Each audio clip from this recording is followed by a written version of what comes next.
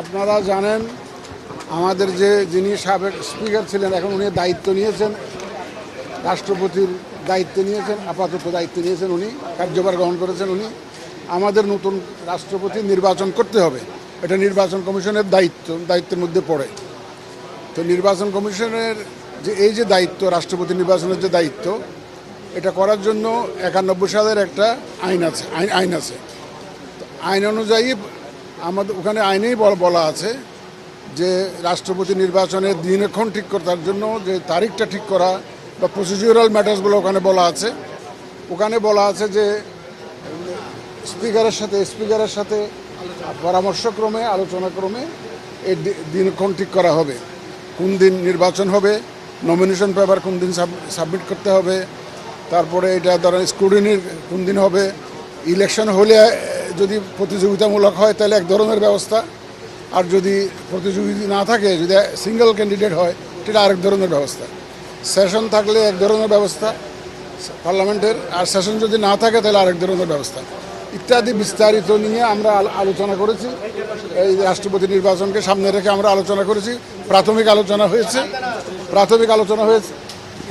দিনক্ষণ এখনও ঠিক হয় নাই, আপনারা এটা যথাসময়ে জানতে পারবেন। সূর্য উঠলে আপনারা সবাই দেখতে পাবেন, কোনো অসুবিধা নাই। এটা আমরা পরবর্তী এখন আমরা জানিয়ে দেব।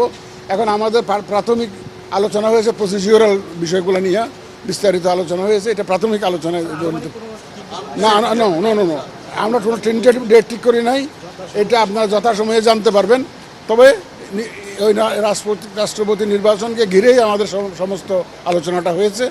তো এখন আমাদের তো ইলেকশনটা যখন করতে হবে, এখানেই হবে ইলেকশনটা। নমিনেশন যদি আমাদের ওখানে সাবমিট করবে, তো ইলেকশনটা এখানেই করতে হবে।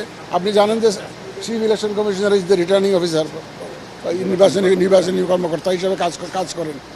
তো এমন সব কিছু কিন্তু ইলেকশন যদি হয় তাহলে এখানেই হবে।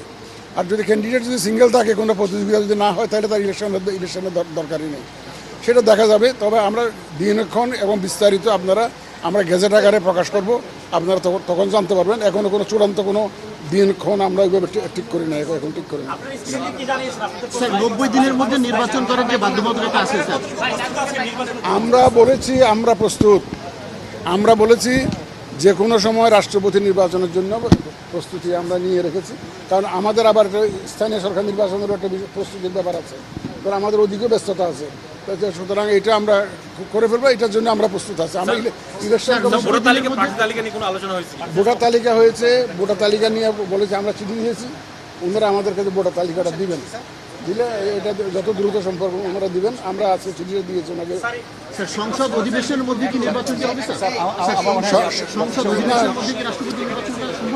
না, সংসদ থাকলেও অসুবিধা নেই, না থাকলেও অসুবিধা নেই। না থাকলে কিভাবে হবে এটা আইনের মধ্যে বলা আছে। না, ওটা নিয়ে কোনো আলোচনা হয় নাই। ওনারা আমাদেরকে রেফার করলে তখন আর দেখা যাবে। এটা কোনো আলোচনার বিষয়বস্তু ছিল না।